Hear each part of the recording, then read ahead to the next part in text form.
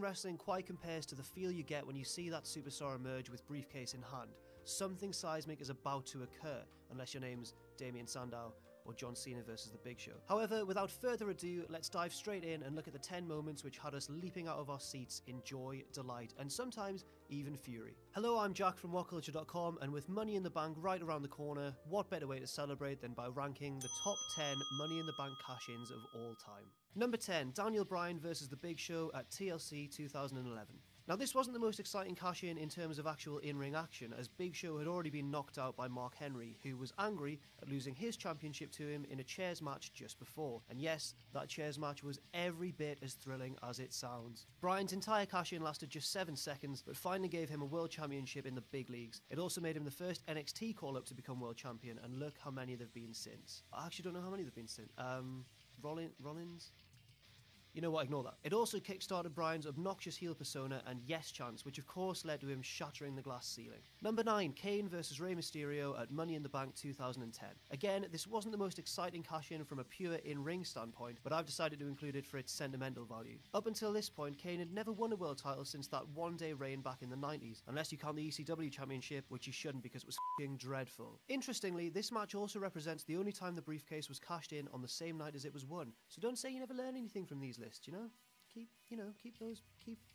the... I'd be a terrible teacher. Number 8, Edge v Undertaker on SmackDown May the 11th, 2007. This cash-in is especially noteworthy as it was on The Undertaker, who, as we all know, rarely loses. Yes, he just survived a steel cage match with Batista, and yes, he had been attacked afterwards by Mark Henry, but that's just another day at the office for the dead man, and to see him go down to Edge was still a massive surprise regardless. Even more surprising is the fact that Edge wasn't even a member of SmackDown at the time, and this cash-in helped cement his status as the ultimate opportunist. This was the first episode in a 2-year arc between Edge and Taker where they feuded on and off, and let's just say that apart from this incident, the Rated R superstar didn't enjoy the best of times, such as this, and this one.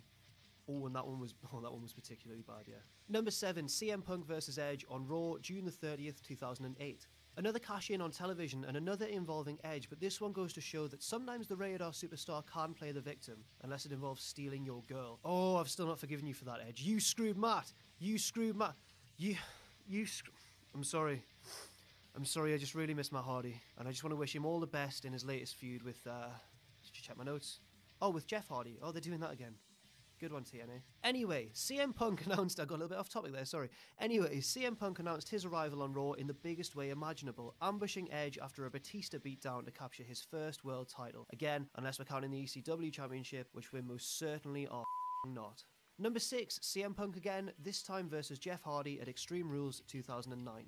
This was Punk's first true heelish act in WWE and the seed which led to his magnificent period as the straight edge saviour. Having won the Money in the Bank ladder match for the second year in a row, Punk again used the briefcase to full effect, attacking Jeff mere seconds after the Rainbow Unicorn Sunshine Facepaint Warrior had won the World Heavyweight Championship from Edge. And yes, indeed, Rainbow Unicorn Sunshine Facepaint Warrior is an officially recognised nickname of Jeff Hardy. Look it up if you want, but don't look too hard. In fact, no, just trust me on that one. Anyway, this sparked a magnificent feud between the two, even if the storyline was just a glorified excuse to write Hardy out of the company. Still, TNA took a chance on him, and look where that ended up. Oh god, Jeff. Oh, what were you thinking? Oh my god.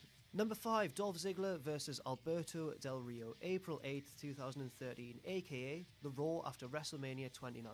In terms of sheer noise and energy, this cash-in is one of the most rapturously received of all time. To set the scene, Alberto Del Rio was down nursing an injured ankle in the ring. Who injured his ankle, you might ask? Was it the master of the hold, Kurt Angle? Was it the originator, Ken Shamrock? Was it Jack Swagger?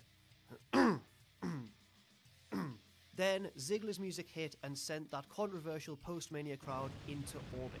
Dolph marched down to the ring, flanked by CM Punk's wife and that guy from the New Day, and won his second ever World Heavyweight Championship. It should have been the start of a fantastic title reign, but Dolph actually only held the belt for 69 days, the most hilarious of numbers. An interesting little aside, Dolph was actually the heel in this scenario, and Del Rio was the babyface, a fact that everyone forgets when they watch that clip again on YouTube, so impassioned was the crowd's reaction. Number 4, Rob Van Dam vs John Cena, One Night Stand 2006. The only cash-in on this list to be explicitly announced beforehand, RVD's victory over Cena represents the last great hurrah for ECW, before December to Dismember ruined it, and before it was also ruined by Van Dam's fondness for that sweet, sweet Mary Jane. Oh, RVD, what were you doing? Having won the briefcase at WrestleMania 22, RVD deliberately scheduled his title match for One Night Stand, knowing that the pro ECW crowd would absolutely love him and absolutely detest John Cena, and that's exactly what happened. Although his victory was hardly clean, thanks to the interference of Edge, who was wearing a bike helmet for some reason. Did we ever why?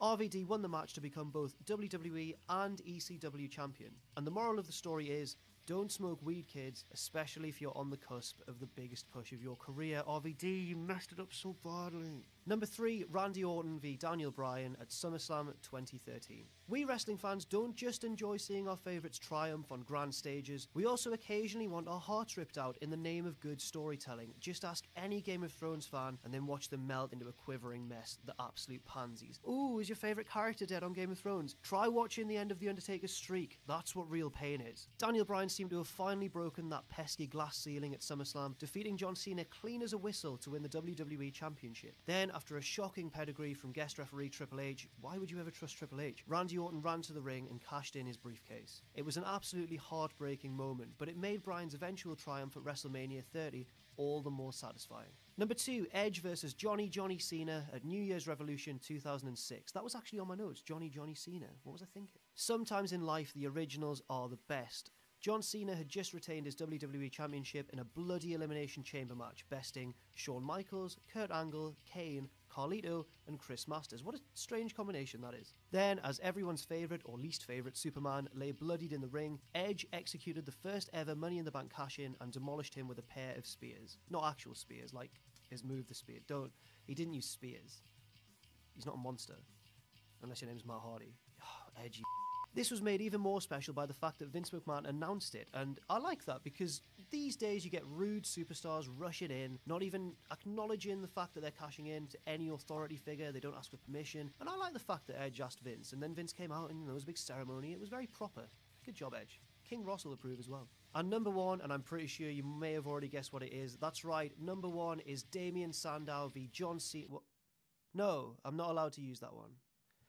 Okay, number 1 is Seth Rollins at WrestleMania 31 during Roman Reigns versus Brock Lesnar. It's unlikely that Seth Rollins' cash-in will ever be topped by another because it happened on the grandest stage of all, and it's actually quite hard to see where WWE go from here. Now, I'm sure you know the story already, unless you're literally 2 years old.